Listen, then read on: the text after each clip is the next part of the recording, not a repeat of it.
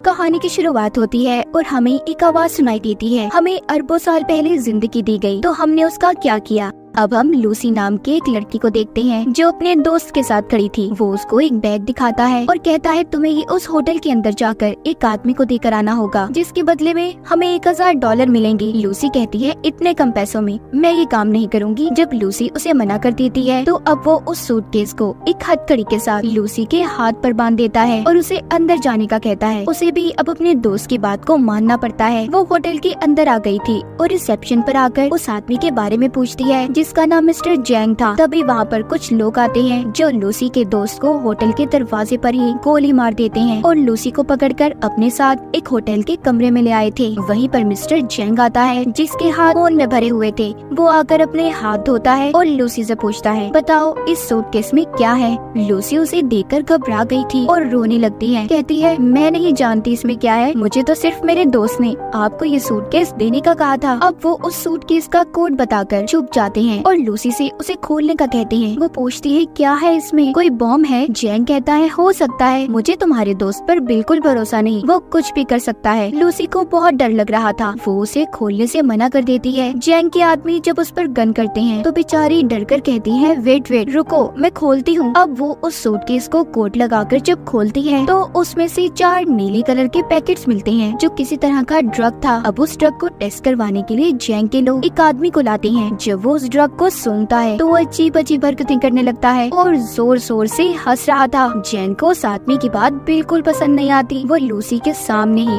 उसे गोली से मार देता है। अब जैन लूसी से कहता है मैं तुम्हें एक नौकरी देना चाहता हूँ। लूसी कहती है नहीं मैं कोई जॉब नहीं करना चाहती, मुझे बस यहाँ से जाने दो। तभी जैन का एक आदमी लूसी को जोरदार मुक्का मारता है जिससे वो बेहोश हो गई थी। इसके बाद हम एक प्रोफेसर को देखते हैं जो अपने लेक्चर में सभी सुनने वाले लोगों को बता रहे थे कि जमीन पर रहने वाला हर जानवर अपने दिमाग का 3% हिस्सा ही इस्तेमाल कर पाता है, मगर इंसान इन चीजों में सबसे आगे है जो अपने दिमाग का 10% हिस्सा इस्तेमाल करता है। मगर डॉल्फिन मछली इंसानों से भी आगे है, वो अपने दिमाग का 20% हिस्सा इस्तेमाल करती है, यानी कि वो इंसानों से ज्यादा ज़हीन है। पर प्रोफेसर कहते हैं अगर कोई इंसान अपने दिमाग का 20% इस्तेमाल कर ले तो पूरी तरह से वो अपने जिस्म पर काबू पा सकता है, और अगर इंसान का दिमाग 40% तक काम करना शुरू कर दे तो वो सामने वाले इंसान को भी कंट्रोल में कर सकता है। वहीं पर ऑडियंस में बैठा एक लड़का पूछता है सर अगर कोई इंसान अपने दिमाग का 100% इस्तेमाल कर ले तो क्या होगा। प्रोफेसर कहते हैं इस बारे में तो मैं खुद भी नहीं जानता कि तब क्या होगा। उधर जब लूसी को होश आता है तो उसके पेट पर पट्टियां बंधी हुई थी और उसे दर्द हो रहा था। उसे लगता है शायद इन लोगों ने उसके जिस्म का कोई हिस्सा निकाल लिया है। जब वो बाहर जाने लगती है तो उधर कुछ लोग आते हैं जो उसे पकड़कर अपने साथ ले गए थे। वो उसे जैंग के सामने ले आते हैं। लूसी वहाँ पर उनसे पूछती है कि तुमने मेरे साथ क्या किया है, बताओ मुझे। तभी वहाँ पर एक डॉक्टर कहता है फिक्र नहीं करो, हमने तुम्हारे साथ ऐसा कुछ नहीं किया, बस तुम्हारे पेट को काटकर उसमें ड्रग्स के पैकेट को रख दिया है। अब वहाँ पर 3 और आदमियों को भी लाया जाता है जिनके पेट में इसी ड्रग को रखा गया था। दरअसल इन चारों को ये ड्रग अलग अलग जगह पर डिलीवर करना था और अगर इनमें से किसी ने भी चालाकी करने की कोशिश की तो इनकी फैमिलीज को मार दिया जाएगा। जैंग के आदमी इन लोगों के मुँह पर कपड़ा डालकर इन्हें ले जाते हैं। इसके बाद लूसी खुद को एक बंद कमरे में पाती है जहाँ पर वो आदमी था जिसके लिए लूसी उस ड्रग को लेकर आई थी, मगर वो उसके साथ बदतमीजी करने की कोशिश करता है। जब वो उसे मना करती है तो वो आदमी अब लूसी को मारने लगा था। वो उसे नीचे गिराकर उसके पेट में जोर जोर से टांगे मारता है, जिस वजह से लूसी के पेट में जो पैकेट था वो फट जाता है और ड्रग उसके खून में शामिल हो गया था। उस ड्रग के खून में शामिल होने की वजह से लूसी के जिस्म में अजीब होने लगा था। वो तड़पने लगती है और उसका जिस्म हवा में उड़ रहा था। जब उसको होश आता है तो लूसी अब नॉर्मल हो गई थी, वो पहले जैसी लूसी नहीं रही थी। जब वो आदमी दोबारा से उसके पास आता है जो पहले उससे बदतमीजी करने की कोशिश कर रहा था, तो अब वो उसे खूब मारती है और उस जगह से बाहर आ गई थी। वो बाहर आकर वहाँ पर सभी बैठे हुए लोगों को मार देती है। इस लड़ाई में लूसी को भी एक गोली लग गई थी, मगर वो बड़े ही आराम से उस गोली को अपने जिस्म से अपने ही हाथ से बाहर निकाल देती है। दिखने में ऐसा लग रहा था कि जैसे उसे कोई दर्द महसूस ना हो। अब लूसी उस जगह से बाहर निकलकर कुछ और लोगों को अपनी गन से मार देती है और फिर टैक्सी लेकर हॉस्पिटल पहुंचती है, जहां पर कुछ डॉक्टर एक मरीज का ऑपरेशन कर रहे थे। वो स्क्रीन पर जब उस मरीज के दिमाग को देखती है, जिसके बाद उसे गोली मार देती है और डॉक्टर से कहती है कि यह आदमी वैसे भी मरने वाला था, मगर लूसी कैसे जानती थी कि वो मरने वाला है? शायद इस पर उस ड्रग का असर था और इसका दिमाग अब 20% काम कर रहा था। वो डॉक्टर पर गन करके कहती है कि मेरे पेट में ड्रग का पैकेट है, जल्दी से मेरा ऑपरेशन करो और ड्रग को बाहर निकालो। डॉक्टर गन को देखकर डर जाता है। उसके पास लूसी की बात को मानने के अलावा कोई और रास्ता नहीं था। जिसके बाद लूसी अपनी मॉम को फोन करती है और कहती है कि मॉम, मैं सब कुछ महसूस कर पा रही हूँ, ये हवा, जमीन की आवाज, अपने अंदर की आवाज, सब कुछ, यहाँ तक कि मुझे अपने बचपन की सारी बातें याद हैं कि कैसे मैं बड़ी हुई। लूसी अपनी मॉम से बात करती रोने लगी थी और उनका शुक्रिया करती है कि उन्होंने उसे इतना प्यार दिया। डॉक्टर अब उसका ऑपरेशन करते हैं। उन्होंने एक पैकेट को उसके पेट से बाहर निकाल लिया था कि इतना सारा CPH4 ड्रग, वो भी इतनी मिकदार में। डॉक्टर ये सोचकर हैरान और परेशान थे कि लूसी के जिस्म में अगर ये ड्रग शामिल हो गया है तो वो अब तक कैसे जिंदा है। लूसी डॉक्टर से कहती है कि मैं ज्यादा देर जिंदा नहीं रह सकती। वो अब ठीक होकर जैंग के पास वापस जाती है और उसके सभी आदमियों को एक एक करके मार देती है। फिर उसके बाद वो जैंग के पास जाकर उसके दोनों हाथों में चाकू को मारकर उससे पूछती है कि मुझे बताओ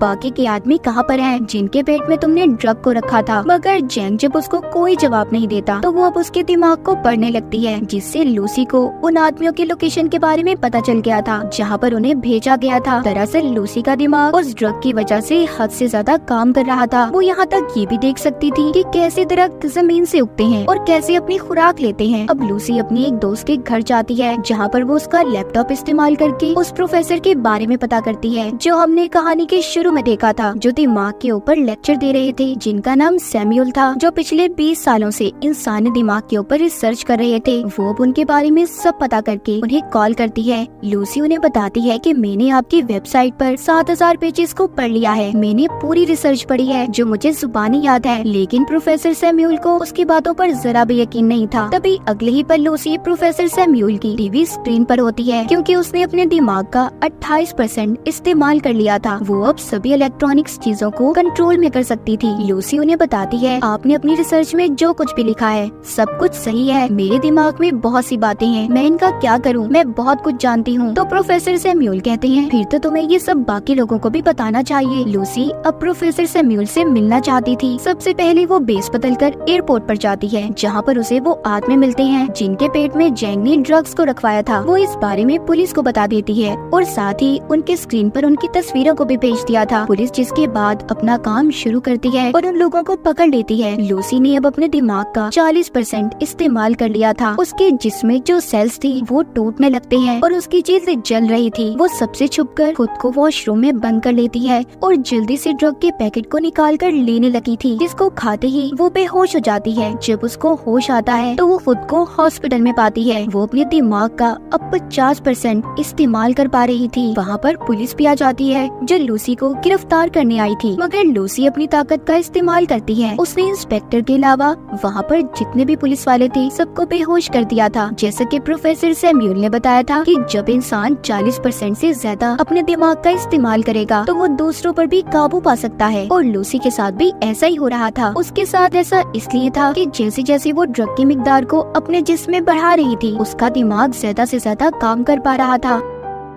उधर वो लोग जो पकड़े गए थे उन्हें हॉस्पिटल ले जाया जाता है ताकि उनके पेट से ड्रग को निकाला जा सके। लूसी भी अब इंस्पेक्टर के साथ हॉस्पिटल में पहुंच जाती है। हम यहाँ पर देख पाते हैं कि लूसी के दिमाग की ताकत इतनी बढ़ गई थी कि अब वो सारे शहर की फोन कॉल्स को भी सुन पा रही थी। तभी उसे पता चलता है कि जैंग के लोग भी हॉस्पिटल में पहुँच गए हैं। लूसी भी अब जल्दी से हॉस्पिटल पहुँचती है। वहाँ पर जैंग के लोग पहले ही मौजूद थे, जो उस पर गन तान कर खड़े हो जाते हैं, मगर लूसी के सामने वो ज्यादा देर तक टिक नहीं पाते। वो उन्हें हवा में किसी शॉपर की तरह उड़ा देती है और उनके हथियार छत पर किसी मकनातीस की तरह चिपक गए थे। वो अपने सामने आने वाले एक एक आदमी को दूर करती है जो दीवार में जाकर लगते हैं और दीवार में भी सुराख हो गए थे। लूसी अब उनसे वो बैग लेती है जिसमें ड्रग था जो इन्होंने यहाँ से डॉक्टर से लिया था। वो भी इंस्पेक्टर को अपने साथ चलने का कहती है। उसने जो इतना सब देख लिया था वो लूसी से कहता है, मुझे लगता है कि तुम्हें मेरी मदद की जरूरत नहीं होगी आगे। वो उस इंस्पेक्टर के पास आती है और कहती है, तुम मेरे लिए एक रिमाइंडर की तरह हो जिसे मैं हमेशा याद रखना चाहती हूँ। चलो मेरे साथ चलो। वो उसे लेकर अब प्रोफेसर सैम्यूल से मिलने के लिए निकल जाती है, मगर जैंग ने उसे जाते हुए देख लिया था। वो भी अब अपने आदमियों के साथ उसका पीछा करता है। वहीं पर हम प्रोफेसर सैम्यूल को देखते हैं, जिन्होंने सभी उन डॉक्टर्स और प्रोफेसर्स को बुला लिया था जो अपनी अपनी रिसर्च में माहिर थे। वहाँ पर अब लूसी भी आ गई थी। प्रोफेसर सैम्यूल सबको लूसी से मिलवाते हैं। सभी मिलकर काफी हैरान थे, मगर एक प्रोफेसर को लूसी पर शक था। वो अब उसको पकड़कर उसके बारे में बताती है। कहती है कि जब तुम्हारी बेटी 6 साल की थी तो उसकी मौत कार एक्सीडेंट की वजह से हुई। ये सुनकर वो हैरान हो गए थे, क्योंकि इस बारे में आज तक कोई भी नहीं जानता था, और इसी वजह से सभी लूसी पर यकीन करने लगे थे। वो सभी को वहाँ पर वो जानकारी देने लगती है जिसके बारे में वो सब कुछ जानती थी। वो अपने जिस्म में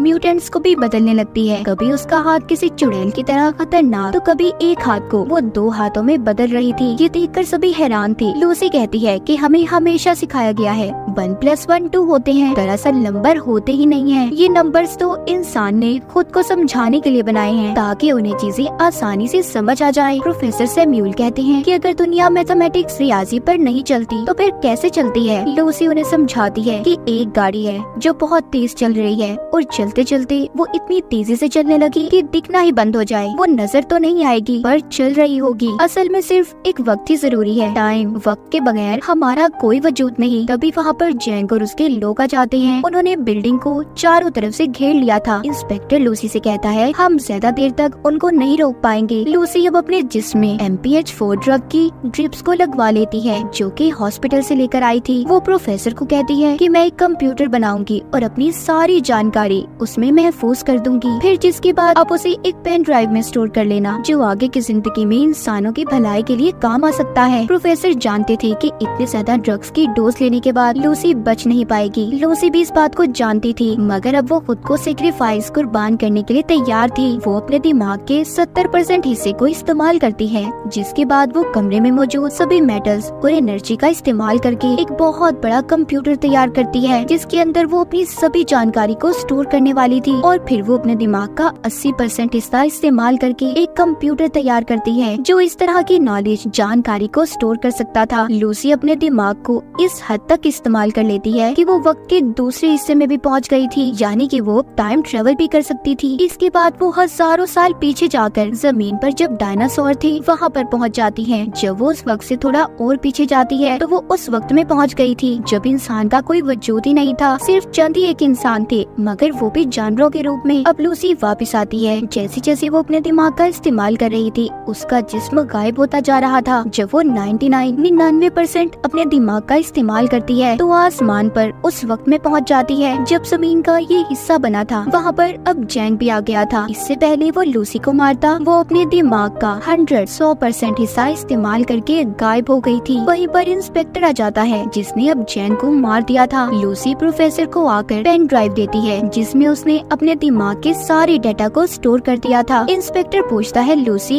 तुम कहाँ पर हो? तभी उसके फोन पर मैसेज आता है आई एम एवरीवेयर, मैं हर जगह पर हूँ। कहानी के आखिर में हम वही आवाज को सुन पाते हैं जो हमने कहानी के शुरू में सुनी थी कि अरबों साल पहले हमें जिंदगी दी गई, मगर हमने उसके साथ क्या किया, क्या समझा अपनी जिंदगी को। हमें एक बहुत ही एडवांस कंप्यूटर दिया गया है और वो है हमारा दिमाग, मगर हम पैसे कमाने के लिए अपने जिस्म का तो इस्तेमाल करते हैं, मगर अपने दिमाग को कोई समझ पाता है। और इसी के साथ इस मूवी की कहानी यहीं पर खत्म हो जाती है।